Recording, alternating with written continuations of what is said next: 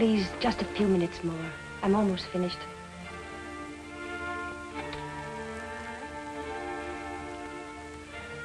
Will you please give this letter to the warden?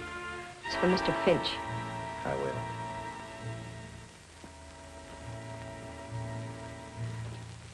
The last mile. The last long walk to the death chamber and eternity. An eye for an eye. A life for a life. It is so written. The state which cannot give life demands a right to take life. Mary Kirk walked those 39 steps unafraid, leaving behind a letter, a document of courage.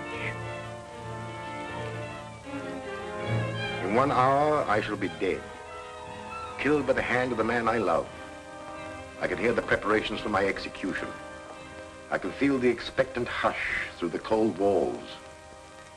The time element made this case tough. I saw Finch tonight at the grotto about 7, still trying to solve the case, even at that late hour. I don't deserve so much credit. Dr. Bradford's the one you boys should feature. Well, give us a story. That's why we're here. Yeah, give us a story, Finch. Well, this is the key that unlocked the Mary Kirk murder case. It belongs in here until it becomes Exhibit A. Something to remind me that you're never licked until you give up.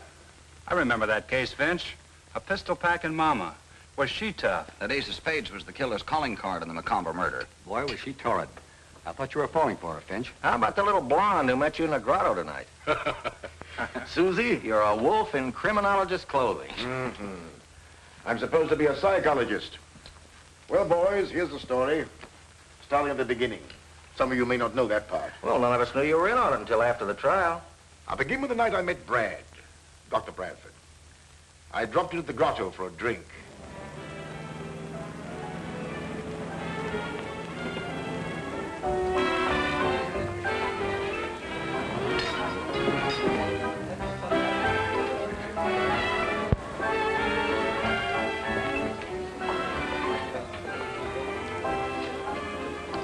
Bourbon and soda, please. No ice. So after all that, what could I do? I just had to accept the mink coat.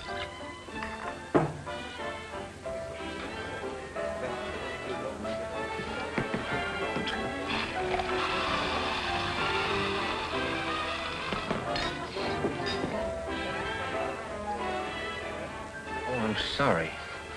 That's all right. Hang on with me. You know about the bird trying to fly with one wing? Bradford's the name. Dr. Dwight Bradford.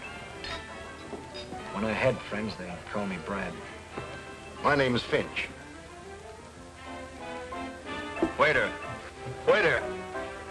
2 more of the same. Bob, we've had enough. I want a drink.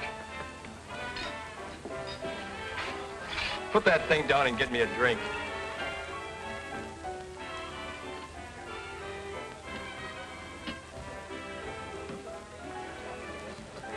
Office around here? No, I'm not a practicing physician. I'm doing some research. You're lucky. Doing something you like. Aren't you? Charles Finch, the criminologist. I've seen your picture in papers. I keep insisting that I'm a psychologist. And I say I'm a scientist, but I haven't proved it yet. That's not all. I've got another job. Have to. Scientists rarely make a living. But I don't talk about it.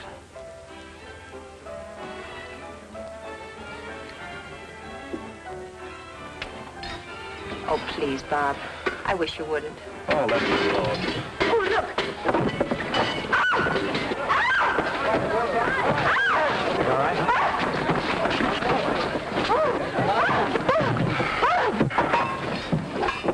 Got it? Are you all right? Yes. Yes, I'm all right. Oh. Thanks very much.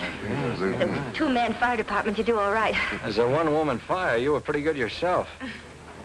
I'll fix that for you. Huh? There we are. Sorry to do this to your coat, Mr. Finch. Oh, that's unnecessary. Guess you'll have to come along. That's all right. You better go back and finish your drink. Here. Excuse me. Good night. The fire department's taking me home. Oh.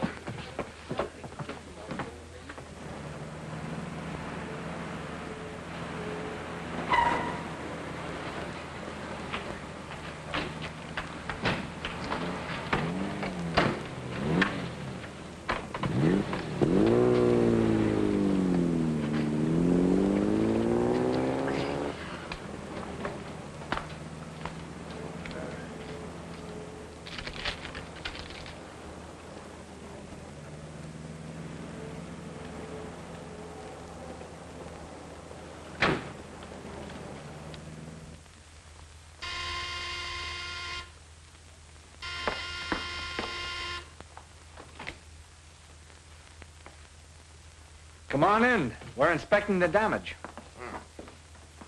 Oh, this is my sister, Suzy Kirk, Mr. Finch. How'd you do? Nothing exciting like that ever happens to me. It's always Mary. Don't bother, Doctor. It's completely ruined. Suzy, didn't you come in just before we did?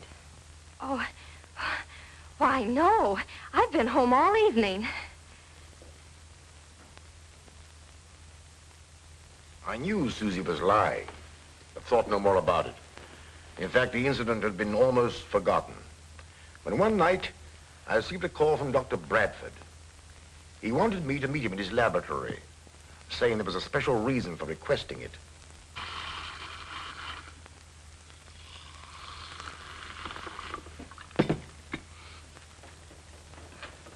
Mr. Finch, I wanted to tell you some of the things I'm doing. Bourbon and soda, isn't it?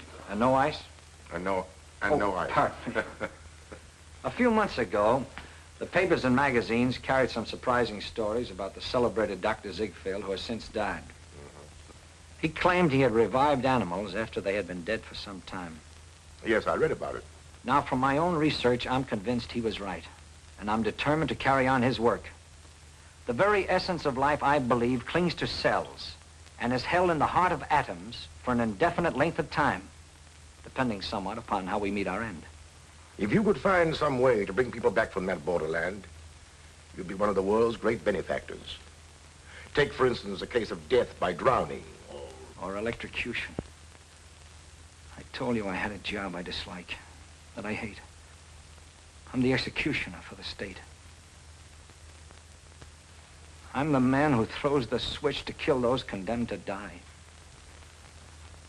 That's not what one might call a pleasant job, but in your case, I can understand it. Not only that, but I must work. It costs quite a lot to run this laboratory, and I have to have money. And I suppose you have opportunities to study those who have been legally put to death. Only with limits. Permission must be obtained. There's a lot of red tape, and properly so.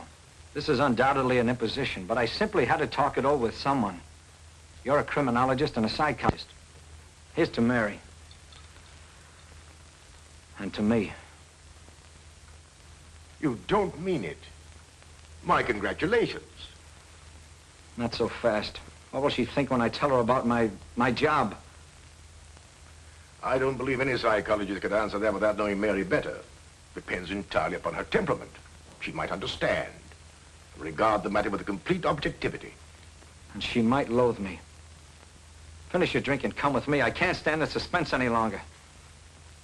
I want you to have dinner with us tonight at the grotto, if you will. Of course. Here's to luck. Good luck.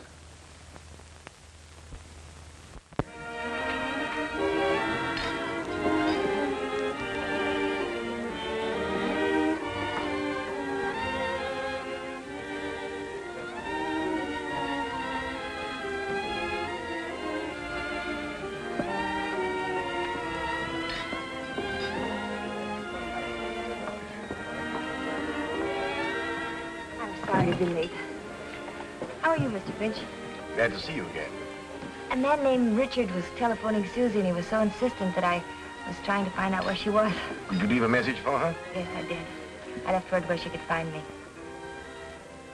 Mary, Would you care for a drink? I'd like a cup of coffee. Coffee. Waiter, bring the lady a cup of tea, please. I said coffee. Coffee. She said coffee. Mary, this is probably the strangest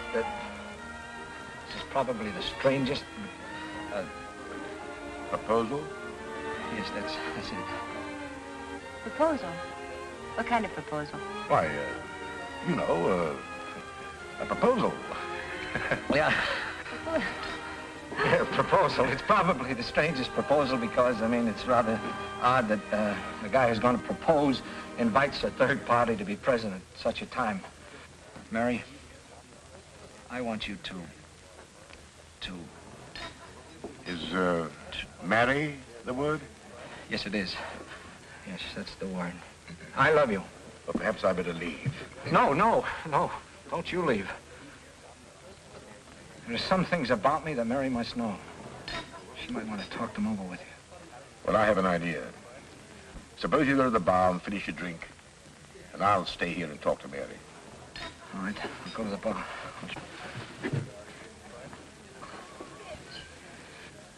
Give me a high rye ball. We're all out of high rye balls. How about a German with ginger ale? German, then.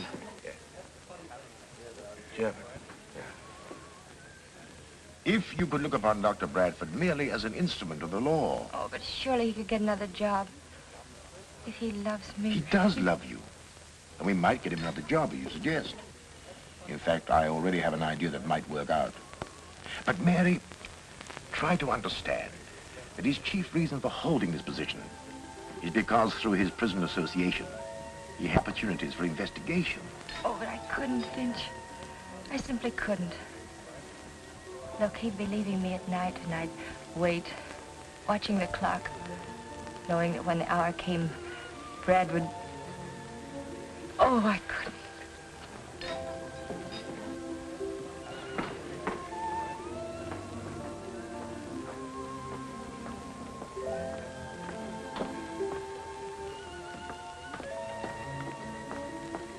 I've got to speak to you for just a moment.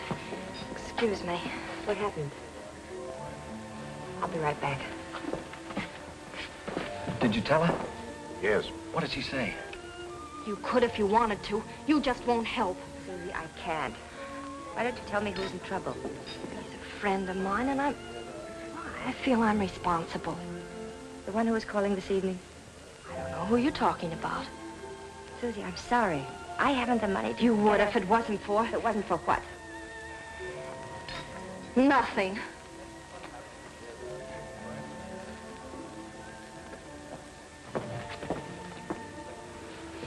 Your sister seems upset. Can I be of any assistance? No, thanks. Suzy's always taking somebody else's troubles on her shoulders. Sit down, Mary. Well, I'm sorry, Brad. There's nothing more to be said, is there? Mr. Finch has probably told you how I feel about things. But somebody has to do it. It doesn't have to be the man I... Oh, give it up, Brad, please. I can't, Mary. Not yet.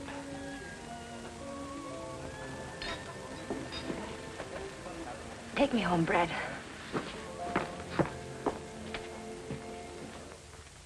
Some time passed. I used to see Brad now and then. He was quite depressed, dejected. One night, we were dining together at the grotto when... But let's get back to this letter for a moment.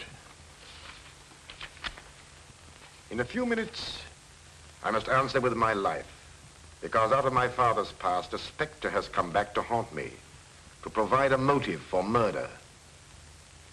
Now, in order to better understand this, we should know a little more about Mary.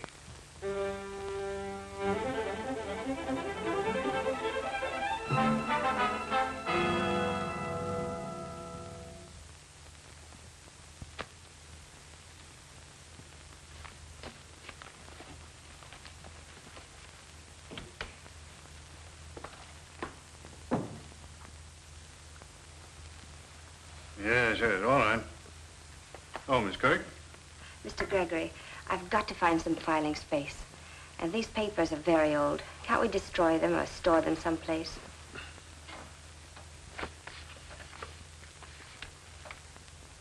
My, Tom Logan.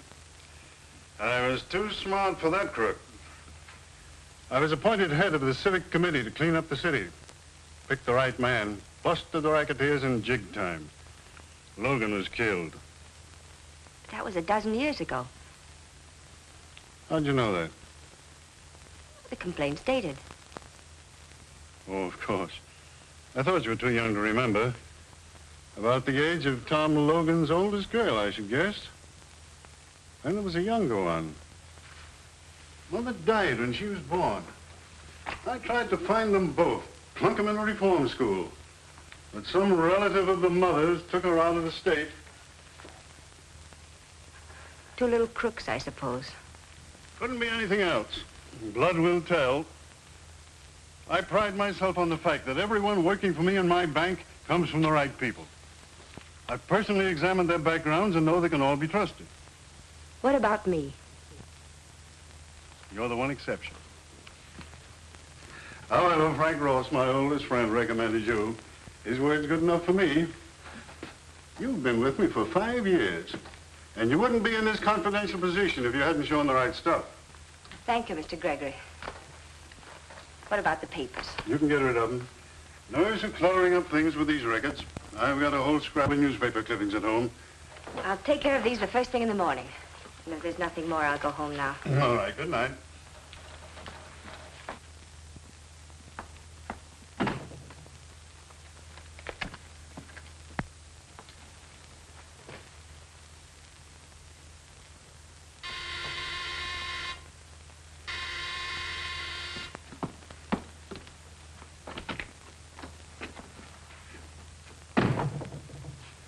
I told you never to come here again.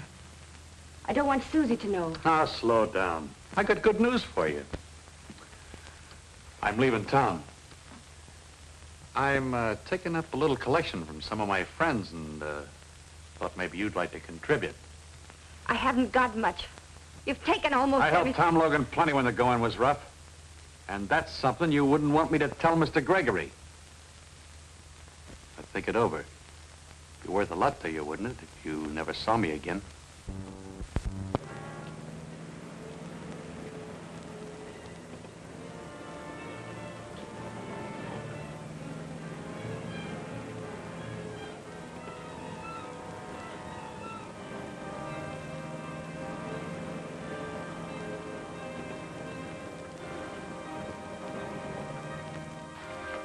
That money I've saved is for Suzy.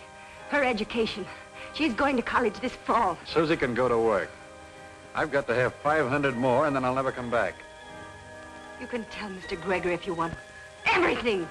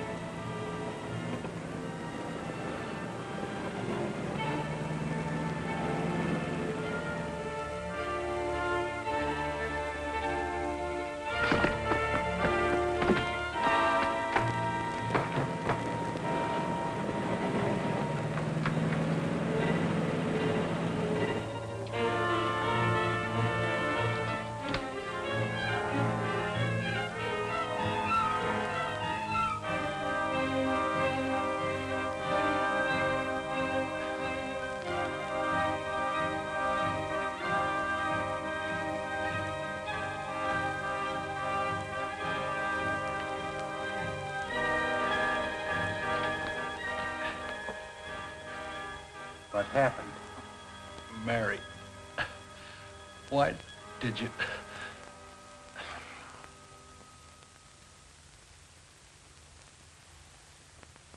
He says somebody named Mary done it.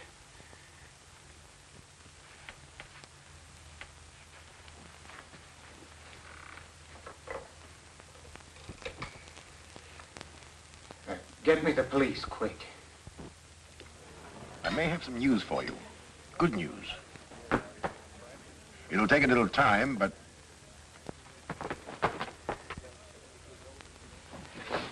Mary, what's happened? Oh, I was hoping I could find you here. Something dreadful's happened. Please come with me right now. You say you found the man before he died, and he said something about this girl. He said, Mary, why did you? Who was the man? Who was he, Mary? You better tell us. The police can find out.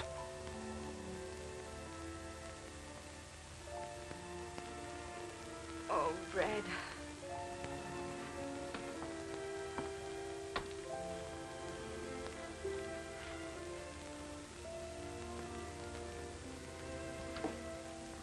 Who are you? She's my sister, Suzanne. What do you know about the man that was murdered here tonight?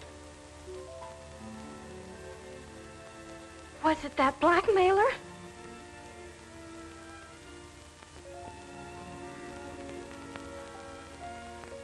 His name was Willis Millen. Good, now we're going places. Millen, huh? Millen. I know. He was a front man for Tom Logan when he was running that pinball racket. So he was blackmailing you, was he? Yes. And you stood it as long as you could, but tonight you rebelled and you hit him over the head with that statue. I didn't kill him. I wasn't even in the room. Brad, you believe me, don't you? Of course I do. We'll get your fingerprints off that statue. You'd rather expect to find her fingerprints on it, wouldn't you? This is her home. You know, every so often we bump into you, Charlie Finch. You've probably forgotten that I have a couple of witnesses who saw her hit him over the head.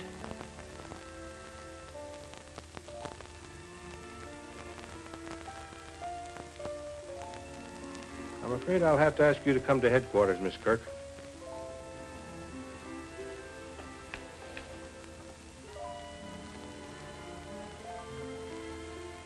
Have you found any other clues? I didn't search the place. One of the boys did. He didn't find anything.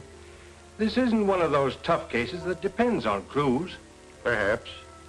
In my experience is there's no such thing as a sure conviction, not even when there's a confession. The girl claims she didn't do it. Perhaps you'll need a key to unlock a mystery before you're through, Sergeant. It'll take more than a key to get her out of jail.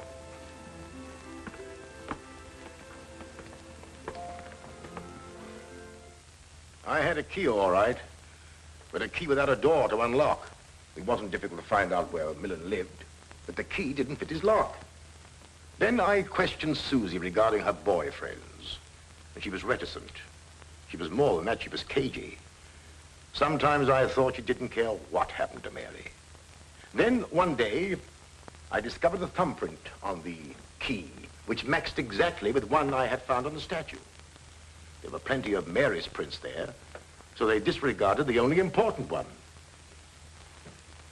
Mr. Gregory, of course, will always believe that I'm guilty. He will probably witness my execution with a smile. Well, he won't have long to wait. They will come for me soon now. I went to see Gregory. Your interest in this case, Mr. Finch, is, in my opinion, entirely unwarranted. The shame and humiliation this has brought upon me is almost unbearable. I can't hold my head up again. I can understand your emotion, Mr. Gregory, but it's the girl who's going on trial for her life. Tom Logan's daughter. That's the bitter pill I have to swallow. If you could in some way help me to clear her, you'll be helping your own case at the same time. Feel? Well, being human, I feel very sorry for Mary Kirk.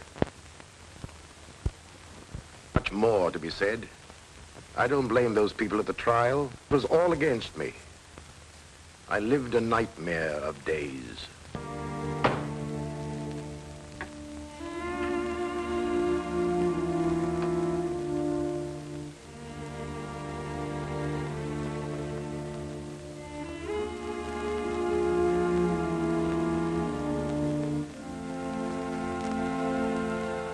I first met Mr. Millen one night when my sister was out.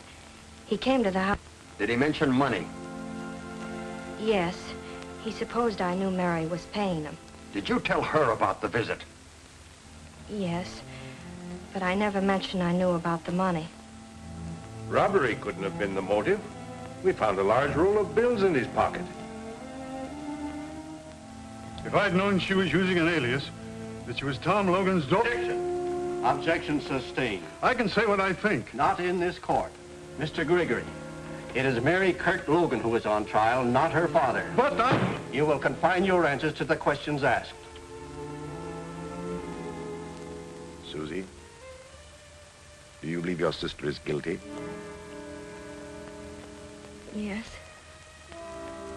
Why do you think that? I heard Mary threaten him once when I was in the bedroom and she didn't know it. Then I seen her bring something down over his head and he fell. You could identify her? You are sure it was the defendant? We went in. Yes, we know, Mr. Avery. But you mean to tell the judge and this jury that you could be sure it was the defendant? That the figures on the window shade were so distinct you couldn't be mistaken? I'm positive. I gotta believe my own eyes.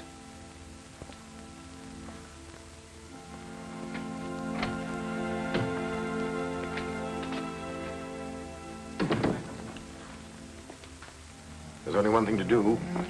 Put Mary on the stand. Perhaps her sincerity will convince some of them. When I came out of the bedroom, I saw no one. He was lying there. I wanted to get help.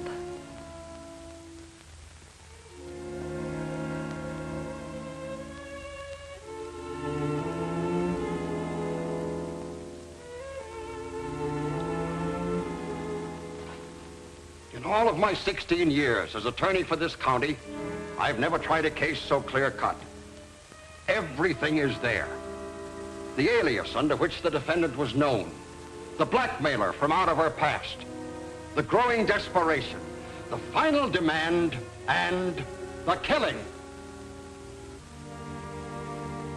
Why should I waste your time pointing out the little things that go to prove her guilt? We've presented witnesses to the crime. This is a question of honesty. Human beings can be mistaken. 2 witnesses have sworn they identified the defendant. But it is possible, through the confusion of rapid action silhouetted on the window shade, that they could be wrong. I put the defendant on the witness stand so you could judge her honesty. If she were dishonest, she could have claimed Millen attacked her and she struck him in self-defense. She didn't claim it because she was telling the truth. We find the defendant guilty, as charged. On the night of April 15th at 11 o'clock,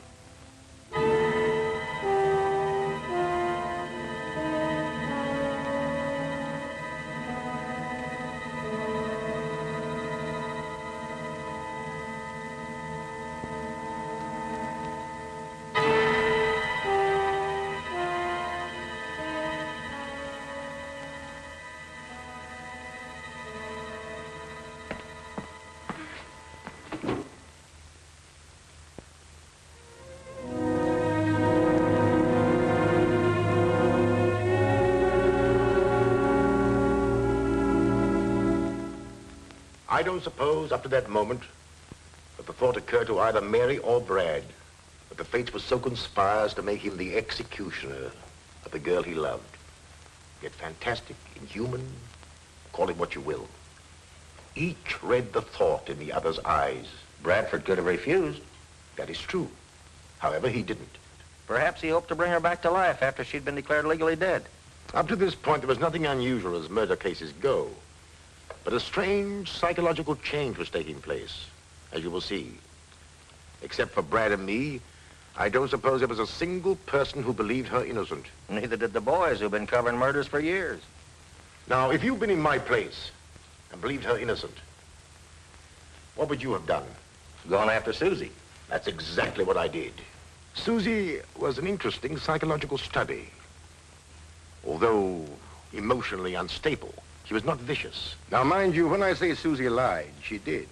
But she was convinced that Mary was guilty. Why shouldn't she protect her boyfriends? They were innocent. However, there was one who wasn't innocent. But someone Suzy, by no stretch of the imagination, could connect with the crime. And like many adolescents, her defense mechanism made her evasive. I know you're anxious to help your sister. Of course, but how can I help her? Someone might have killed Millen while she was in the bedroom. I suppose they could. But Mary said she didn't see or hear anyone. Someone who got in the back door, through the kitchen. One of your boyfriends, perhaps. Mr. Finch. If you'll forget your indignation, perhaps I can save your sister from the electric chair. What do you want to know? To start with, the first night I met you, the night that Dr. Bradford and I brought your sister home, I saw you get out of a coupe in front of your house. You told your sister you'd been home all evening. I was home, no matter what you think. I just went out when I heard someone honk. Who was the man? I don't remember. Let's see. Who was it? Oh, yes. Bill Ellsworth. That's who it was. Where can I find him? Oh, I haven't the remotest idea. He's a boy I met at a dance. You might give me the name of all the other boys you know, that you go out with. All of them? I hope you've got plenty of paper. Well, I could believe there'd be a long list. Oh, Mr. Finch.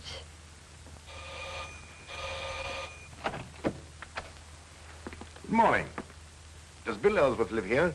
He does when he's home, but he's been in South America for over a year. I thought so. Excuse me.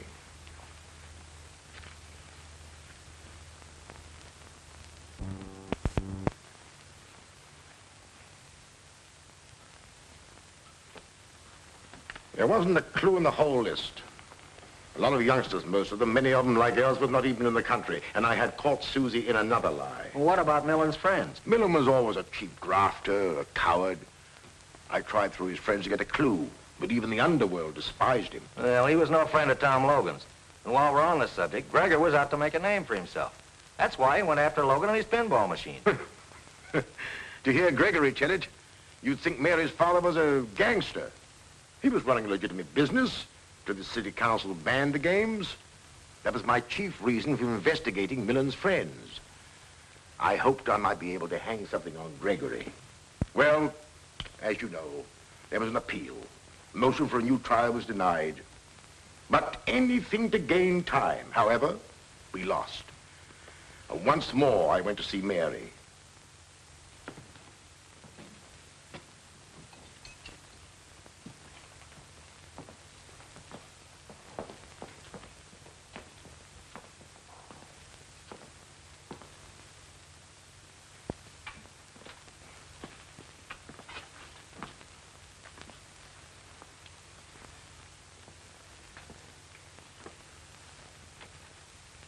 Not yet. Is there trouble in finding someone with a motive? Do you remember the night you came out of the grotto to meet Brad and me, and you were late? You said some man had been telephoning Suzy. Do you recall his name? No, I don't. It was a first name. I never heard Suzy mention him before. But try.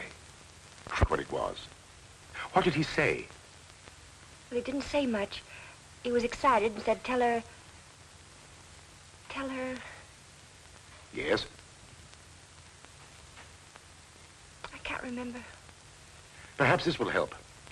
When Suzy came into the grotto, what did she say? Did she use his name? No, all she said was that she had to have some money. And I tried to find out what it was for, but she wouldn't say. She wanted me to lend it to her. How much did she want? $1,000. Hmm. You and Brad were there at the time. I didn't feel I could pursue the subject. I just told her I couldn't let her have it. Someone, a man Suzy knew, had to have $1,000. Maybe she'll remember that. I'll come again, Mary.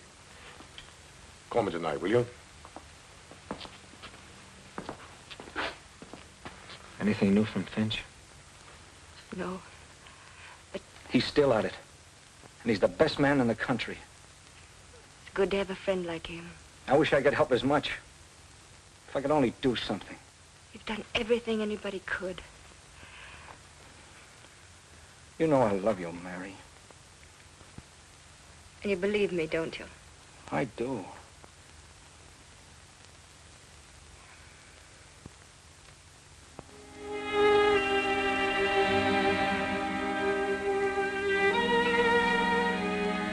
The matron has come for me now, and I must close this. But I want to tell you something it will be difficult for you to believe. Incredible as it may seem, as the hour of our execution approached, Mary became resigned to the fact that Brad was the executioner for the state. To quote her, "I wanted to be Brad. I know now how the women of our western plains must have felt when facing death at the hands of savages." By a process of reasoning, she became to regard Brad, the executioner, as but one small cog in the machinery of the law by which he was doomed to die. The jurors that voted for conviction and the judge who passed sentence were far more responsible, in her opinion. Well, she's right, but who'd expect a woman to be that logical? That brings us to tonight. At the grotto. And Suzy. The usual, no ice. Yeah, just the man I want to see. Any last-minute developments in the Mary Kirk case? Nothing. 7 o'clock. Guess the execution will come off on schedule. At 11. You asked me to meet you here?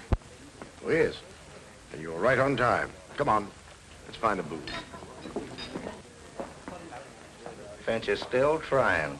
I talked to that little dame, and she doesn't know anything. And I mean anything. And coffee. Suzy, I don't believe you are consciously sending your sister to the electric chair, but I am positive that you hold the key to the murder. If you bring that subject up again, I'll leave. You've lied to me several times. Whom are you protecting? Sit down. If you attempt to leave, I'll take you to jail for questioning. Jail? Yes, jail. Now, whom are you protecting? You're protecting someone, and I believe that that man killed Millen. I'm not protecting anyone. I've got a right to some privacy. Oh, do you think I'd keep anything back if I thought it would save Mary's life? Let me be the judge of that. Suzy, seemingly unimportant things are sometimes of the greatest importance to the trained investigator. Of course you want to save Mary, but you're working on the assumption that she's guilty. You told me that. I don't believe she is. Oh, I'll tell you tomorrow everything I know. You'll see then how unimportant. Oh, please don't do that. It makes me nervous. Oh, of course. But tomorrow will be too late. I just happen to know something which doesn't concern anyone in the world but...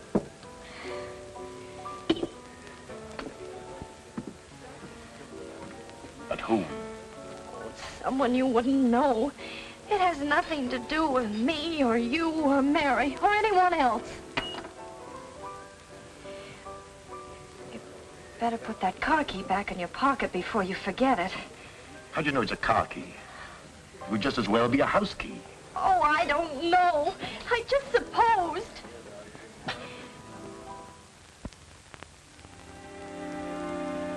No message for me? No, sir. Mr. Finch hasn't telephoned. Not since early this afternoon. It was nice of him to give me hope. Nothing from... No, Doctor. She didn't ask for someone else to take my place? No, sir.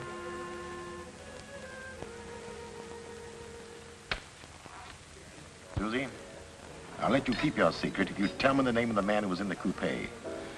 The one you said was Bill Ellsworth. I said that because it was none of your business. I never dreamed you'd check up on me. Who was it? That key belongs to the man who was in the coupe. I'm sure of it. What's his name?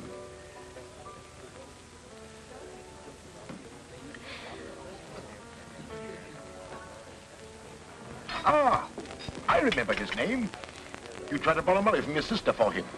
His name is Richard. Oh. You wouldn't tell me because you were afraid it might involve you in some personal scandal. He was very close to you, wasn't he? Am I right? No. No. But I promise to keep you out of it, Suzy. Look at it my way. Richard had a key to the back door. How did you know that? I didn't. You've just told me. Oh. Needing money desperately, he got into the kitchen. He saw the roll of bills that Millen had, and... He couldn't possibly have done it. I'm convinced that he did. Otherwise, how could his car key have been on your floor? Oh, how horrible. But it's too late. He's leaving town tonight. Alone? Or with somebody else? Oh, he wouldn't do that. Don't be too sure. Do you think we can find him, Suzy? We can't. It's too late, I tell you. We can't. Come on. Let's try. Here's where he keeps his car. Is he getting away in it? Yes, that's what he said.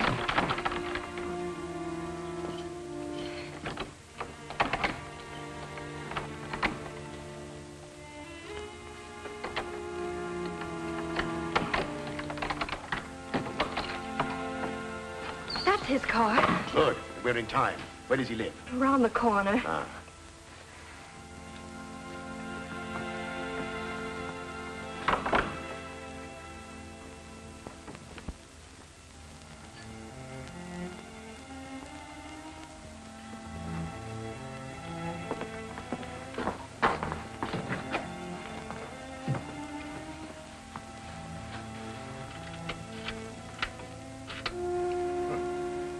key fits all right. Now, there's nothing to do but wait. And pray. Pray that he comes in time.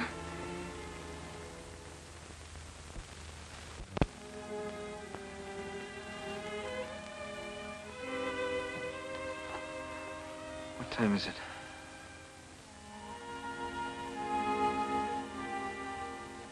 You've got half an hour. Half an hour.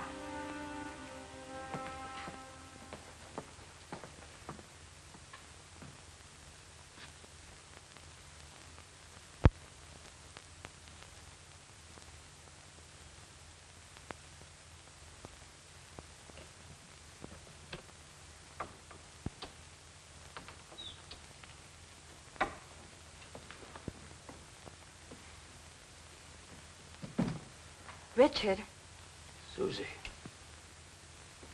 What are you doing here? I just had to see you before you left. I needn't have gone if you'd got me that money.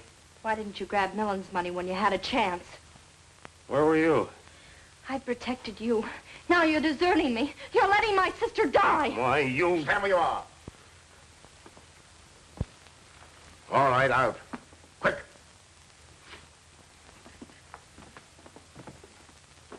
Snell's proved to be a coward at heart. He wasn't hard to handle. He was stalling as much as I suspected. He worked at Gregory's bank and wanted to be a big shot. So he stole some money and tried to cover it up. Then he stole some more to make his first theft good, and so on. Suzy was flattered by his attentions and tried to get some money from Mary for him. Heaven knows what reason. What really happened was...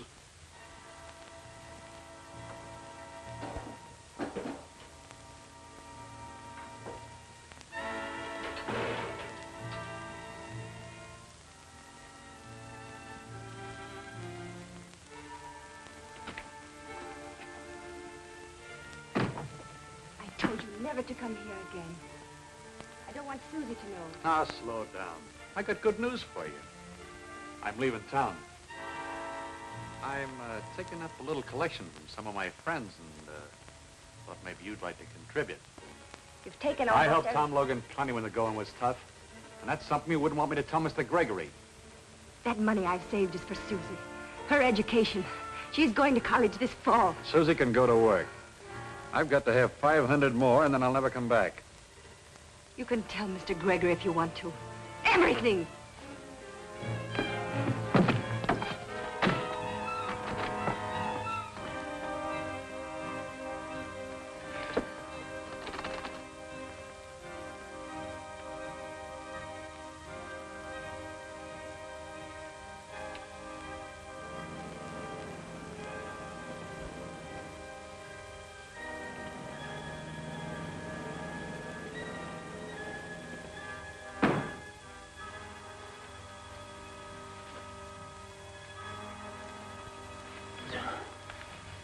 Mr. Millen?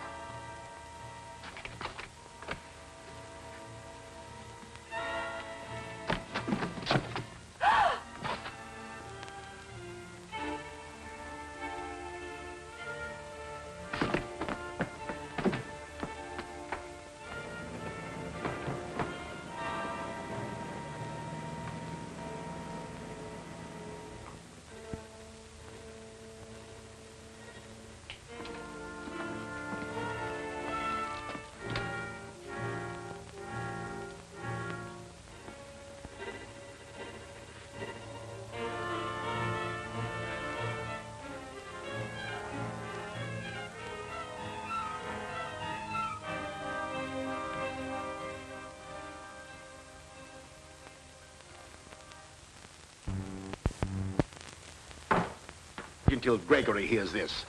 Hello? Get me Governor Harrison on the phone. What? And hurry. It's a matter of life and death. Try the executive mansion. He told me he needed... Hello? Out? Well, find him. All right, we'll try there.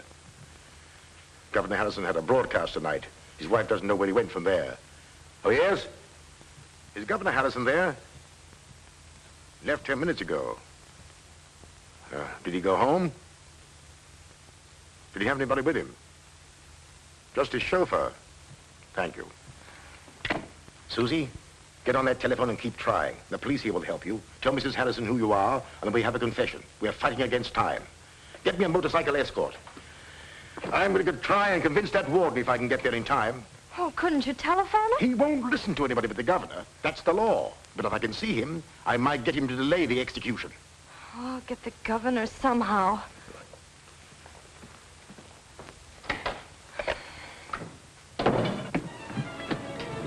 State prison.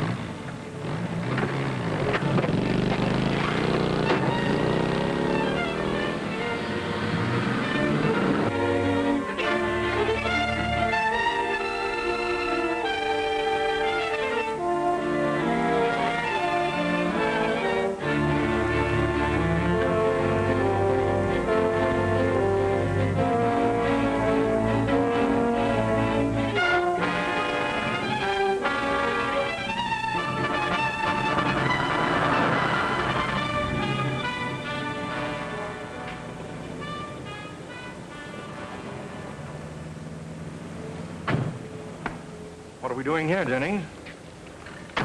Oh, this is it? Good. It's not a very nice place for a governor to be seen, but it's... Tush, Jennings. Nice places, as you call them, never have the kind of sandwiches I like.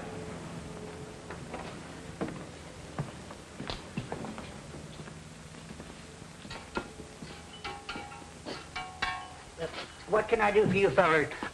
Oh, excuse me. I just listened to you on the radio, Governor Harrison. It sure was a swell speech. Thank you. Now, could you make us a couple of Denver sandwiches? Smothered in onion. I'll make you the best ones you ever eat.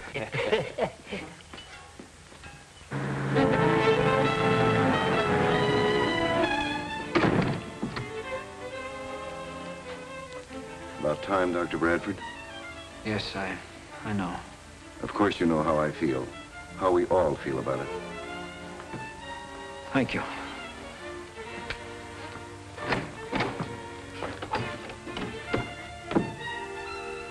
There's always the millionth chance the governor will intervene. I'll be right by the telephone, sir.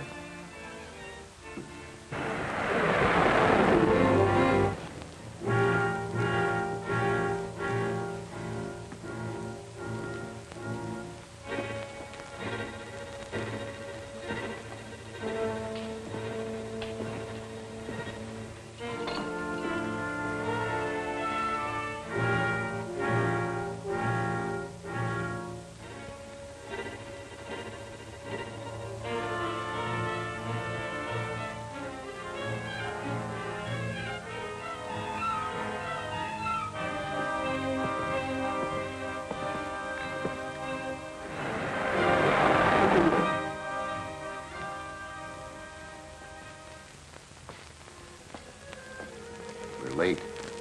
Get on with it, Doctor. Come. No one wants to see that girl die. But the law says she must. No word from Finch? No. And none from the governor. She's innocent, Warden. You know she is.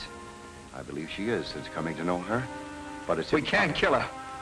We can't. We have no choice. Maybe you have no choice. But I have. I'm not going to throw the switch until I hear from Finch. Think of the girl. You can't let her sit there waiting. It's torture. I can't.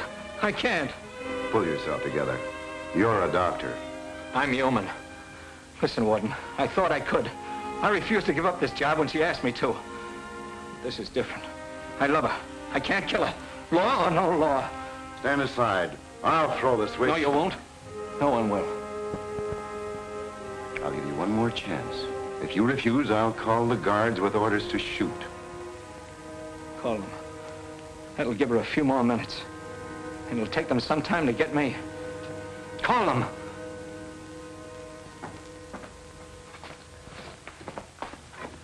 Listen to me and you'll have the scoop of the year. We've got Snell's confession. My sister's innocent. Help me. Please, please. I'll give you one last chance. Come on.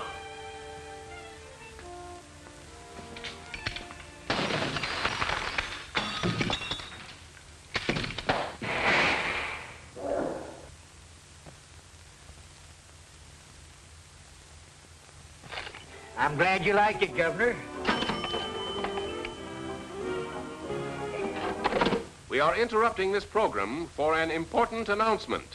We are trying to reach Governor Harrison. If Governor Harrison hears this, please call Warden Lewis at once. Snell, a bank teller, has confessed to the murder of Willis Millen. Mary Kirk Logan is innocent. Governor Harrison, please call Warden Lewis immediately.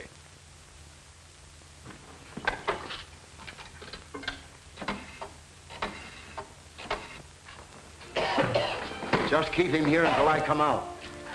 Yes? Yes, sir. It's the governor. Stop, Warden! The governor has stayed the execution. A bank fellow by the name of Snell has confessed. The governor hasn't all the facts, but is satisfied it's so. Thank heaven Dr. Bradford saved her. Is the governor on the wire? Yes. Release her. Pull yourself together, Brad. And bring Mary to me as soon as you have her released. The warden gave me this when I was leaving. That letter'd be worth a nice piece of change to my papers. Sorry, Max. It doesn't belong to me.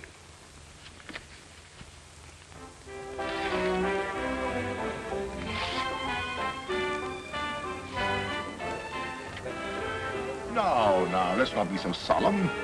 It's a rare thing for the ghost elect to be able to destroy her last will and testament. It reminds me, this letter is your appointment to the staff of the Chicago Research Foundation with Professor Michelson. Thanks for everything. Well, here's to the new job, a lovely wife. And a dear friend. I prefer my toast this way. Waiter! Waiter! Put that thing down and get me a drink. Please, Bob, you've had enough. I want a drink. Darling, I think we'd better leave. This is where we came in. You coming? No, I think I'll stay. I still have my overcoat, and you never can tell.